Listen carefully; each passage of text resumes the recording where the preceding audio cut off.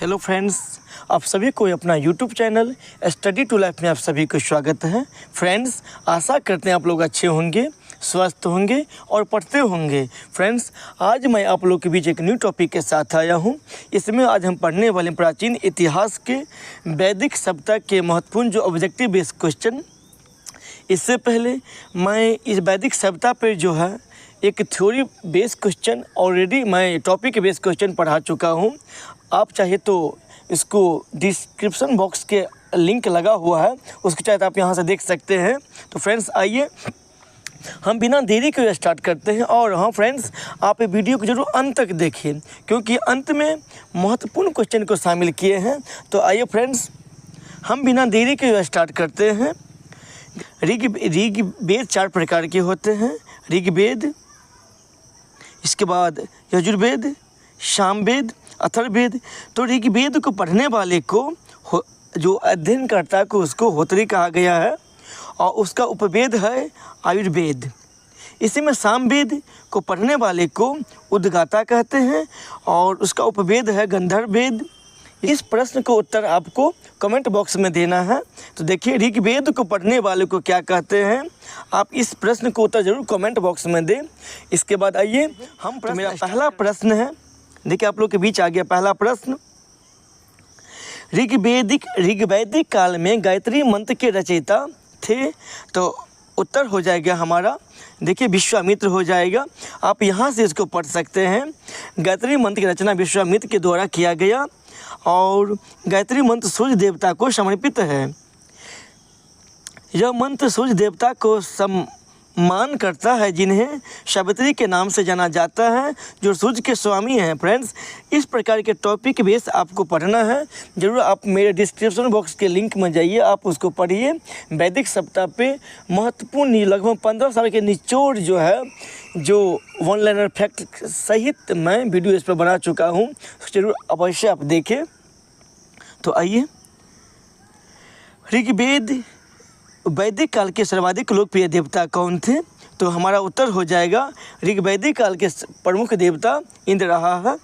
और भी देवता थे, लेकिन प्रमुख देवता इसमें इंद्र हैं। उसको आप पढ़िए फ्रेंड्स, उसको पढ़कर याद कीजिए। में आगे आइए, देखिए फ्रेंड्स, इसको भी आप पढ़िए, क्योंकि इस पर हम ऑलरेडी वीडियो बना चुका हूँ। आप वीडियो ज़रूर देखिए, डिस्क्रिप्शन बॉक्स में उसका लिंक लगा हुआ है। इसी में आगे आइए, क्योंकि इस सब अगर हम पढ़ाएंगे तो ज़्यादा टाइम वीडियो बहुत लंबा चला जाएगा। हमारा तीसरा प्रश्न है, वर्ण व्यवस्था से संबंधित पुरुष सूक्त मूलतः पाया जाता है। हमारा उत्तर हो जाएगा ये ऋग्वेद में पाया जाता है। आप यहाँ से पढ़िए, आपको इसका उत्तर जरूर मिल जाएगा। इसी में आगे देखिए, इसमें आपको ये बता देते हैं हम, ऋग्वेद में कुल मंत्रों की संख्या 10,580 है। इनमें लगभग 118 मंत्र जो दोहराए गए हैं, और मूल मंत्रों की संख्या जो है इसमें 10,462 है। अगर आप इसमें ये ऐड कर देंगे तो आपको ये पूछ जाएगा। ऋग्वैदिक काल में मंत्रों का कुल संग्रह कितना है? तो ऋग्वैदिक काल में जो है ये 228 कुल, जैसे मंत्रों की संग्रह मतलब सूक्त कह सकते हैं यहाँ पे। तो ऋग्वैदिक काल में सूक्त कितना है? तो 228 सूक्त हैं। इसे में आगे देखिए, प्रारंभिक वैदिक काल में गोधूली का उपयोग किस रूप में किया जाता था? तो हमारा उत्तर हो जाएगा इस समय के रूप में। उसको पढ़िए फ्रेंड्स, हम आपको बता दें इसके बारे में। ये इस ऋग्वैदिक काल में एक्चुअली हुआ करता था कि इस समय में घड़ी नहीं हुआ करता था। तो जो गाय सब जो होता था चरने के लिए जाता था बाद में, तो शाम के गाय सब जो आता था, तो रास्ता पे इतना तो अभी के समय में कंक्रीट रास्ता नहीं बना हुआ था। इस समय में अभी क्या कंक्रीट रास्ता है, तो इस समय में ओनली सिर्फ कच्ची रास्ता बना होता था, जिससे जो गाय आता था धूल उड़ता था शाम के समय में। तो लोगों को ऐसा मालूम पड़ता था जो आप शाम होने वाला है, इसलिए धूल कण उड़ रहा है, गाय पूरा चढ़ के अपने जो गौशाला स्थान में आ रहे हैं। इसलिए आप उसका ध्यान रखिएगा, गोधूली का उपयोग होता था इस समय में समय के निर्धारण करने के लिए। उत्तर वैदिक काल के सर्वाधिक लोकप्रिय देवता कौन थे? तो हम आपको इसको अभी जस्ट बता दिए हैं। सॉरी फ्रेंड्स, उत्तर वैदिक काल को हो जाएगा प्रजापति, और ऋग्वैदिक काल के देवता रहा प्रमुख देवता इंद्र रहा है। ठीक ना, ये इंद्र रहा है। इसको आप याद करके रखें। और उत्तर वैदिक काल में ये प्रजापति प्रमुख देवता रहा है, इसको आप यहाँ से पढ़िए। इस सब पर ऑलरेडी मैं वीडियो बना चुका हूँ। देखिए यहाँ से उत्तर वैदिक काल के महत्वपूर्ण तथ्य, जैसे कि उत्तर वैदिक काल में इंद्र की जगह प्रजापति प्रमुख देवता रहा है। आगे हमारा अगला प्रश्न है, उत्तर वैदिक काल में कृषि अर्थव्यवस्था के विकास में निम्नलिखित में से कौन सा महत्वपूर्ण कारक था? तो हमारा जो उत्तर हो जाएगा, देखिए लौह तकनीक, क्योंकि इससे पहले हम हड़प्पा सभ्यता पर वीडियो बनाए हैं। इस समय में हड़प्पा सभ्यता के लोग लोहा के बारे में नहीं जानते थे, क्योंकि ये कस्य युगीन सभ्यता थी। और ये वैदिक सभ्यता जो है ये लौह युगीन सभ्यता, यहाँ पे लोहा के विकास कहीं न कहीं हो गया था। यहाँ पे देखिए आगे, इसके बारे में आप इस सब के बारे में ऑलरेडी मैं वीडियो में शामिल कर चुका हूँ, इसको ज़रूर अवश्य देखें आप। तो उत्तर वैदिक ग्रंथों में लोहे के लिए लौह अयस एवं कृष्ण अयस शब्द का प्रयोग हुआ है। अंतर्जीखेरा में पहली बार कृषि से संबंधित लौह उपकरण प्राप्त हुए हैं। हमारे देखिए अगला प्रश्न, पुराणों की संख्या कितनी है? तो पूरे इस पर ऑलरेडी वीडियो बना चुका हूँ फ्रेंड्स। तो पुराणों की संख्या टोटल देखिए आप यहाँ से 18 है। आप उत्तर खुद समझ गए हैं आप उत्तर, जिसमें वेदांग की संख्या 6 है, अब वेद की संख्या 4 है। अथर्ववेद सबसे पहला हो गया ऋग्वेद, यजुर्वेद, सामवेद और अथर्ववेद। इसमें सबसे पुराना जो है वो पुराण हो जाएगा मत्स्य पुराण। मत्स्य पुराण सबसे पुराना होगा। इसी में देखिए आगे, निम्नलिखित रूप से कौन सा वेद आंशिक रूप से गद्य है? आपको बता दें फ्रेंड्स, गद्य एवं पद वाले वेद कहा जाता है। इसमें यजुर्वेद को गद्य एवं पद वाले वेद कहा जाता है। आप उसको यहाँ से पढ़िए फ्रेंड्स, ये सभी को पढ़िए, आप वीडियो को रोककर आप उसको पढ़िए, क्योंकि अगर ये सब बताएंगे तो आपको टाइम थोड़ा ज़्यादा लगेगा। इसमें देखिए आगे, निम्नलिखित में से किस स्थल की खुदाई से भारत में लोहे के उपयोग का प्राचीन काल प्रमाण प्राप्त हुआ है? तो हमारा जो उत्तर हो जाएगा ये अंतर्जीखेरा, आपको जस्ट अभी बताए हम यहाँ पीछे। हमारा अगला प्रश्न है, वैशेषिक दर्शन के प्रणेता ऋषि का नाम क्या होगा? तो हमारा जो उत्तर हो जाएगा ऋषि का नाद हो जाएगा। आइए फ्रेंड्स, इसके बारे में आपको हम बता देते हैं। महर्षि, देखिए महर्षि कणाद न्यूटन के गति के नियमों की खोज से पहले भारतीय वैज्ञानिक और दार्शनिक महर्षि कणाद ने यह सूत्र वैशेषिक सूत्र में लिखा था, जो शक्ति और गति के बीच संबंध का वर्णन करता है। महर्षि कणाद को परमाणु सिद्धांत का जनक भी कहा जाता है। आप न्यूटन से भली भांति परिचित होंगे, अगर क्लास 9th आप पढ़े होंगे तो 9th में दिया हुआ न्यूटन के प्रथम, द्वितीय, तीसरा नियम के बारे में दिया हुआ है। आइए फ्रेंड्स, इसमें आगे इसको ज़्यादा बता नहीं सकते हम यहाँ पे, क्यों? आगे देखिए, यहाँ से हम आपको बता देते हैं। संख्या दर्शन के लेखक कौन है? उत्तर हो जाएगा कपिल। न्याय दर्शन के लेखक हो जाएगा ये गौतम। इसी में देखिए आगे, योग दर्शन के लेखक हो जाएगा पतंजलि। वैशेषिक दर्शन के लेखक हो जाएगा कणाद, जो वही प्रश्न को हम शामिल किए हुए हैं यहाँ पे। इसी में देखिए आगे, उत्तर मीमांस के लेखक है बादरायण और पूर्वी मीमांस के लेखक है जैमिनी। इसी में देखिए हमारा अगला प्रश्न है, निम्नलिखित में से किस वेद में पुरुष सूक्त सम्मिलित है? तो हमारा जो उत्तर हो जाएगा ये ऋग्वेद में पुरुष सूक्त का वर्णन किया गया है। देखिए हमारा अगला प्रश्न है, निम्नलिखित में से किस धार्मिक ग्रंथ को वेदांत भी कहा जाता है? तो हमारा जो उत्तर हो जाएगा ये उपनिषद का हो, जो वेदांत भी कहा जाता है। इसी में अगला प्रश्न देखिए, आप यहाँ से उसको पढ़िए। उपनिषद वैदिक साहित्य के अंतिम भाग था, सारभूत सिद्धांतों के प्रतिपादक हैं और अतः उन्हें वेदांत भी कहा जाता है। फ्रेंड्स, आप अगर अभी तक हमारे YouTube चैनल को सब्सक्राइब नहीं किए हैं, ज़रूर सब्सक्राइब कर लीजिए और अपने दोस्तों को भी ज़रूर शेयर कीजिए। प्रसिद्ध गायत्री मंत्र निम्नलिखित में से किस वेद में है? तो हमारा जो उत्तर हो जाएगा ये ये ऋग्वेद में समर्पित है ये। इसी में देखिए आगे, गायत्री मंत्र ऋग्वेद के तीसरे मंडल में वर्णन है। इसको आप पढ़िए फ्रेंड्स। निम्नलिखित में से किस उपनिषद में वाजपेयी यज्ञ की क्रियाओं के संबंध में उल्लेखित किया गया है? तो हमारा जो उत्तर हो जाएगा, यहाँ देखिए, बृहदारण्यक उपनिषद में वर्णन है वाजपेयी यज्ञ के बारे में। इसके बारे में बता दो आपको, जो पहले के समय में राजा जो होते थे अपने यश को बढ़ाने के लिए वाजपेयी यज्ञ किया जाता था, राजा के द्वारा आयोजन किया जाता था। हमारा प्रश्न है, भागवत गीता अंश है, किसका हो जाएगा? तो यहाँ देखिए, ये हो जाएगा महाभारत का। हम आपको बता दें, अगर आप अगर महाभारत देखे होंगे, इसमें भगवान कृष्ण के द्वारा जो अर्जुन है उसको उपदेश देता है, जो उपदेश दिया ये गीता में वर्णन किया गया है। ये इसमें देखिए आगे, गीता के ज्ञान श्री कृष्ण द्वारा अर्जुन को कुरुक्षेत्र में युद्ध के मैदान में दिया गया था। इस ज्ञान के संकलन करता महर्षि व्यास थे। पूछ लिया जाएगा आपको, महाभारत के लेखक कौन है? तो हो जाएगा महर्षि व्यास महाभारत के लेखक हैं। इसमें देखिए आगे हमारा प्रश्न है, तमसो माँ ज्योतिगढ़ में कथन है। ये हमारा उत्तर हो जाएगा उपनिषद से लिया गया है। जो ओम अस्तो माँ सदगमय तमसो माँ ज्योतिर्गमय, इस तरह से यह श्लोक को जो है उपनिषद से लिया गया है। ये इसको आप पढ़िए फ्रेंड्स। इसी में देखिए आगे, सत्यमेव जयते किस उपनिषद की उक्ति है? तो ये आपको पता होगा, ये सत्यमेव जयते जो हमारे राजनीतिक में शामिल किया गया है, जरूर आप इससे भली भांति परिचित होंगे। सत्यमेव जयते ये मुंडक उपनिषद से लिया गया है। तो हमारा उत्तर हो जाएगा ये ए। देखिए यहाँ से हमारा राष्ट्रीय नारा जो है सत्यमेव जयते 26 जनवरी 1950 में इसे हमारा राष्ट्रीय नारा घोषित किया गया था। और उसको जो है लाने के श्रेय पंडित मदन मोहन मालवीय जी को दिया जाता है। इसमें देखिए आगे, निम्नलिखित में से कौन एक अष्टांग योग का अंश नहीं है?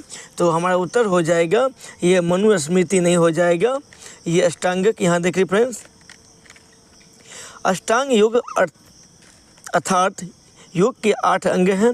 पतंजलि ने योग की समस्त विद्याओं का पाठ अंगों में श्रेणीबद्ध कर दिया है। ये 8 अंग हैं, यम, नियम, आसन, प्राणायाम, प्रत्याहार एवं धारणा, ध्यान एवं समाधि। इसमें आगे देखिए हमारा अगला प्रश्न है, वैदिक काल में पनी किसे कहा जाते थे? तो हम आपको बता दें, ऋग्वेद के 10वें मंडल में कहा गया है कि ब्राह्मण परम पुरुष के मुख से उत्पत्ति हुई है, क्षत्रिय उनकी भुजाओं से, वैश्य उनकी जांघों से एवं शुद्ध जो है उनके पैरों से उत्पत्ति हुई है। इस सभी के बारे में हम आपको एक वीडियो में कवर कर चुके हैं, आप उसको देखिए। ये डिस्क्रिप्शन बॉक्स में लिंक लगा हुआ है। यहाँ पर देखिए, व्यापार हेतु दूर दूर तक जाने वाले व्यक्ति को पनी कहते थे।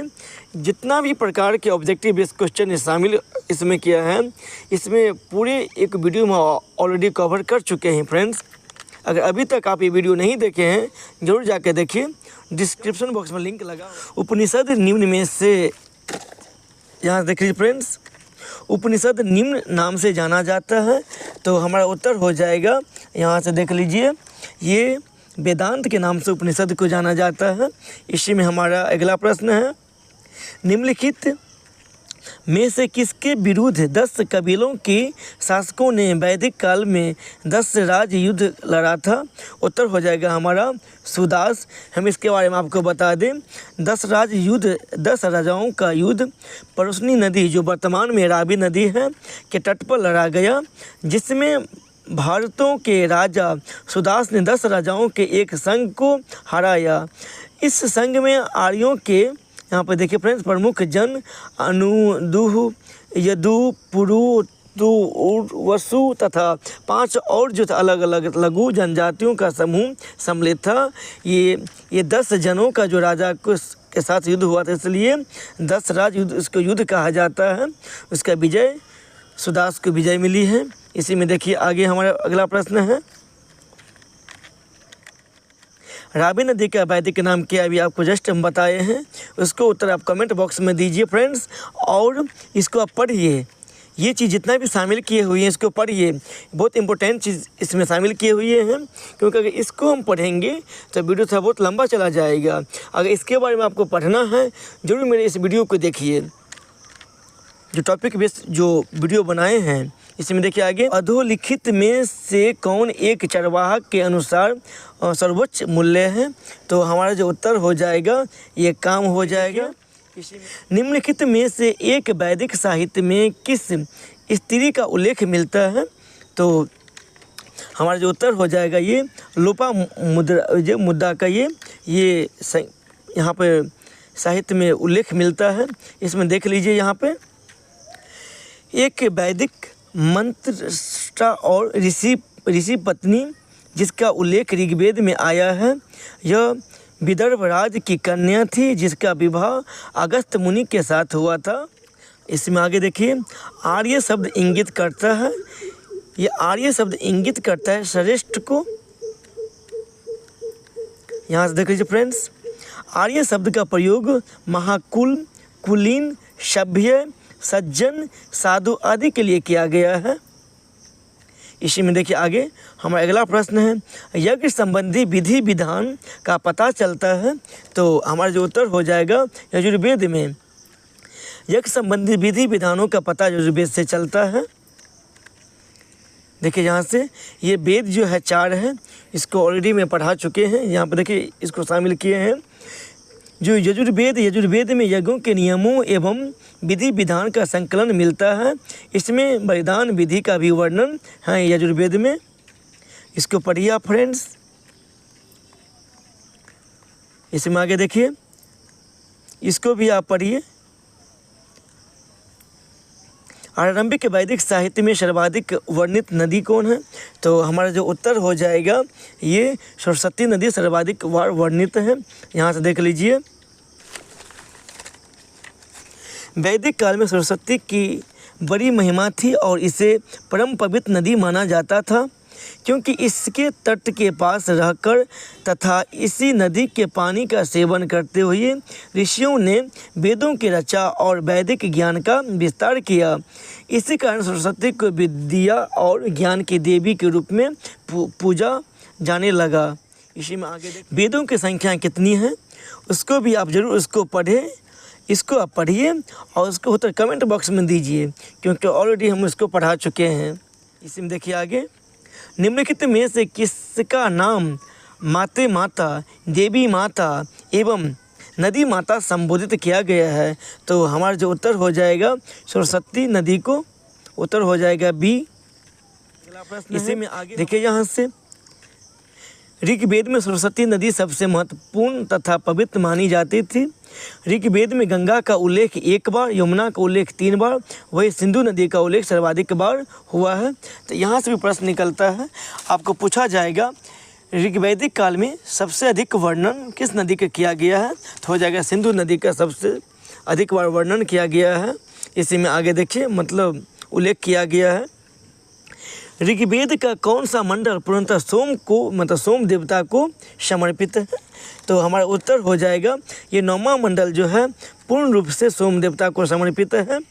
ऋग्वेद का 9वां मंडल पूर्णतः सोम देवता को समर्पित है। इसी में हमारा अगला प्रश्न है, निम्नलिखित में से किसे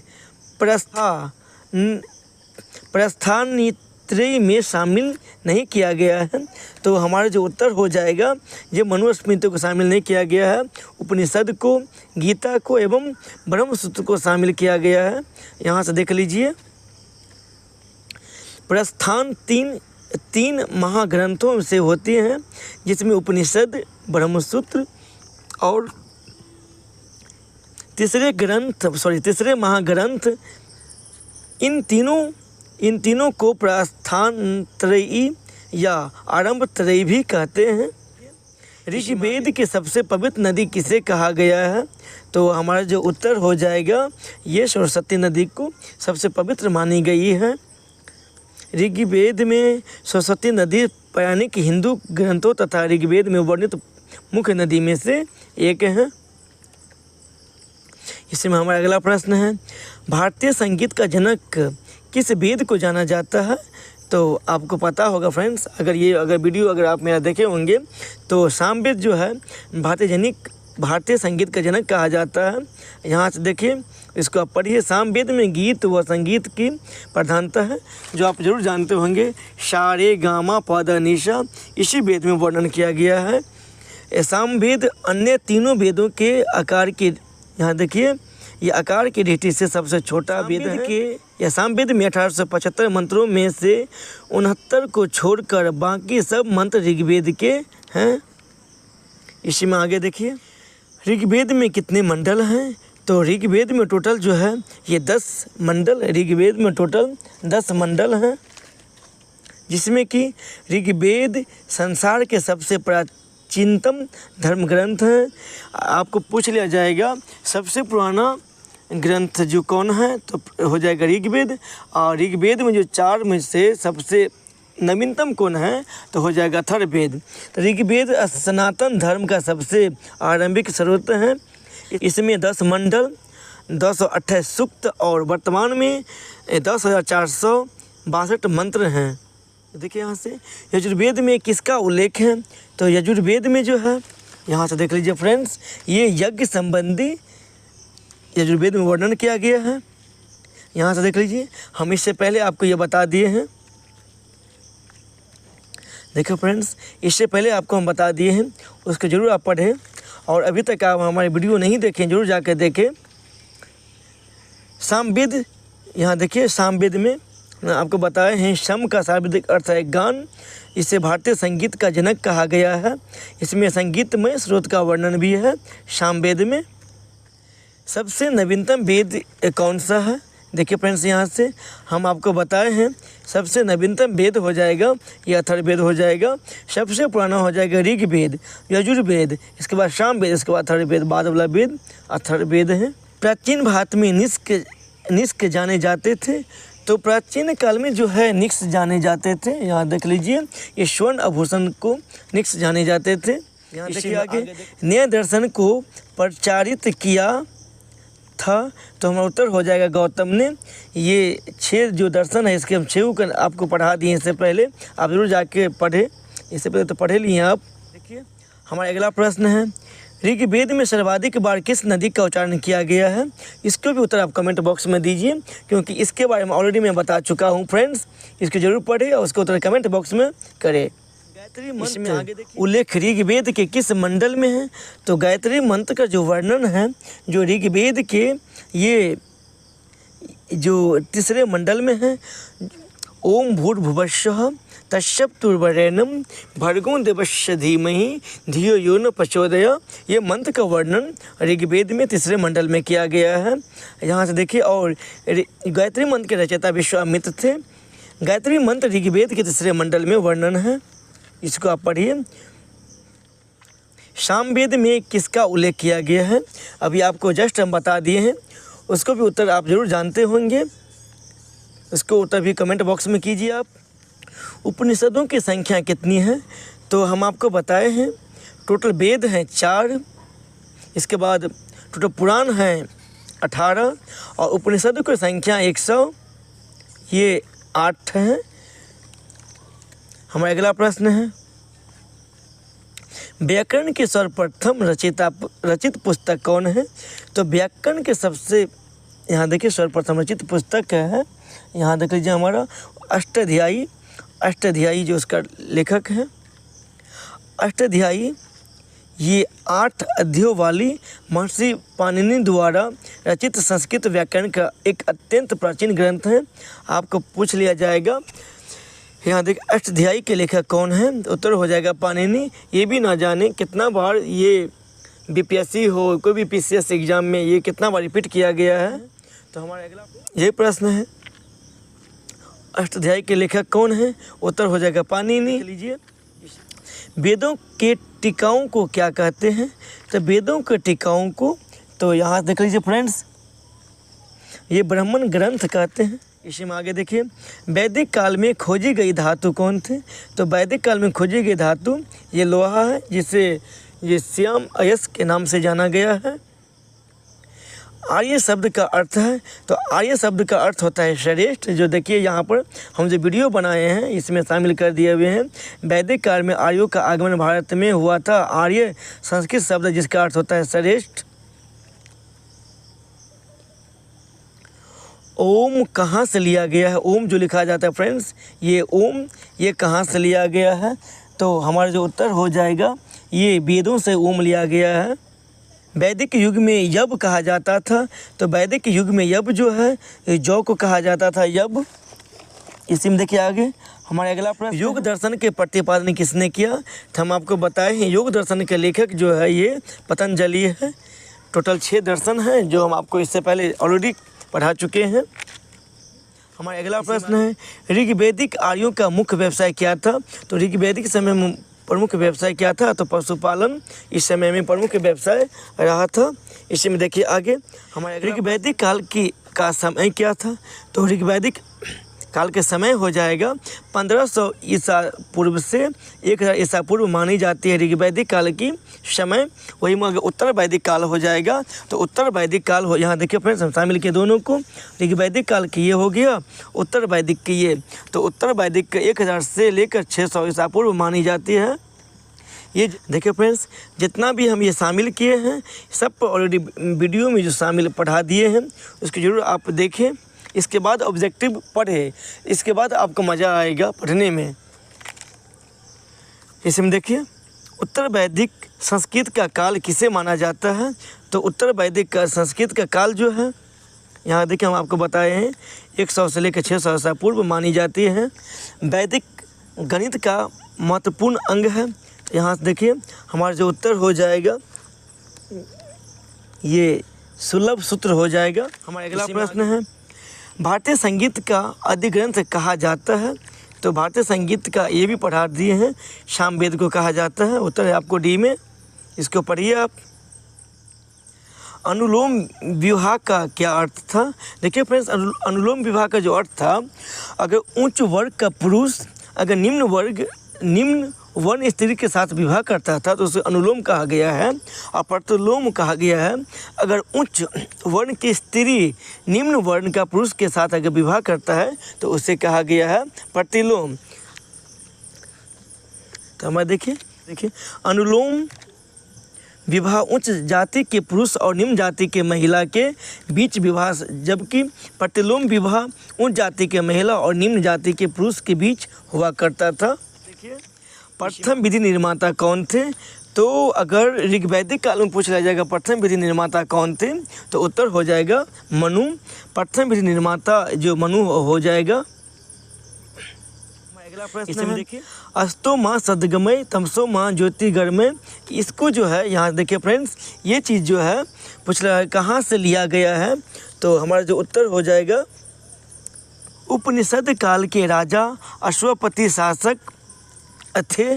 तो हमारा जो उत्तर हो जाएगा के ये राजा अश्वपति के देश के राजा थे जो गंगाधर राज्य के पूर्व में था।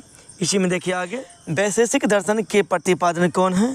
तो हम आपको बता दिए इसके बारे में भी। वैशेषिक दर्शन के प्रतिपादन किया था महर्षि कणाद के द्वारा ये प्रतिपादन किया गया था। इसी में देखिए हमारा अगला प्रश्न है अथर्ववेद में किसका उल्लेख किया गया है? तो अथर्ववेद में रोग निवारण एवं जादू टोना भी किया गया है, विवाह का नियम भी किया गया है, मान मर्यादा उपयुक्त सभी के वर्णन अथर्ववेद में किया गया है। देखिए यहाँ से अथर्ववेद में आयुर्वेद में विश्वास किया जाने लगा था। अनेक प्रकार के चिकित्सा पद्धतियों का वर्णन अथर्ववेद में है। अथर्ववेद गृह आश्रम के अंदर पति पत्नी के कर्तव्यों तथा विवाह के नियमों मान मर्यादाओं का उत्तम विवेचन करता है। अथर्ववेद में ब्रह्म की उपासना संबंधी बहुत से मंत्र के भी वर्णन किया गया है। इसी में देखिए आगे हमारा जो अगला प्रश्न हो जाएगा वेदांगों की संख्या कितनी है? तो हमारा जो उत्तर हो जाएगा ये वेदांगों की संख्या कुल 6 है, जिसमें शिक्षा, कल्प, व्याकरण, ज्योतिष, छंद ये कुल 6 वेदांग हैं। उत्तर हो जाएगा हमारा ए। इसी में आगे देखिए भारत में सैंधव सभ्यता के पश्चात जिन नवीन सभ्यता का विकास हुआ है ये क्या कहा गया है, तो उसे उत्तर वैदिक सभ्यता भी कहा जाता है। हमारा अगला प्रश्न है, भारत में सैंधव सभ्यता के पश्चात, सॉरी फ्रेंड्स, ये प्रश्न जो है देखिए यहाँ से ये रिपीट हो चुका है, इसी में आगे देखिए। हमारा अगला प्रश्न है, किस वेद में प्राचीन वैदिक युग की संस्कृति के बारे में सूचना दी गई है, तो हमारा हो जाएगा उत्तर ये ऋग्वेद में दी गई है। इसी में आगे देखिए, कृष्ण भक्ति का प्रथम और प्रधान ग्रंथ है, तो उत्तर हो जाएगा हमारे देखिए फ्रेंड्स यहाँ से हो जाएगा श्रीमद् भागवत गीता हो जाएगा। यहाँ देखिए हमारा अगला प्रश्न है, भारत के राजनीतिक चिन्ह में प्रयुक्त होने वाले शब्द सत्यमेव जयते किस उपनिषद से लिए गए हैं। ये ऑलरेडी हम प्रश्न आपको बता दिए हैं, ये मुंडक उपनिषद से लिया गया है, मुंडक उपनिषद से लिया गया है। इसी में देखिए ऋग्वैदिक आर्यों का मुख्य व्यवसाय क्या था, ये भी प्रश्न आपको बता दिए हैं, ये पशुपालन था। इसी में आगे देखिए, और इस टॉपिक के हमारा ये अंतिम प्रश्न है फ्रेंड्स, किस देवता के लिए ऋग्वेद में पुरंदर शब्द का प्रयोग हुआ है। ये भी उत्तर आप कमेंट बॉक्स में दीजिए फ्रेंड्स। और अभी तक हमारे चैनल को सब्सक्राइब नहीं किए, ज़रूर सब्सक्राइब कर लीजिए।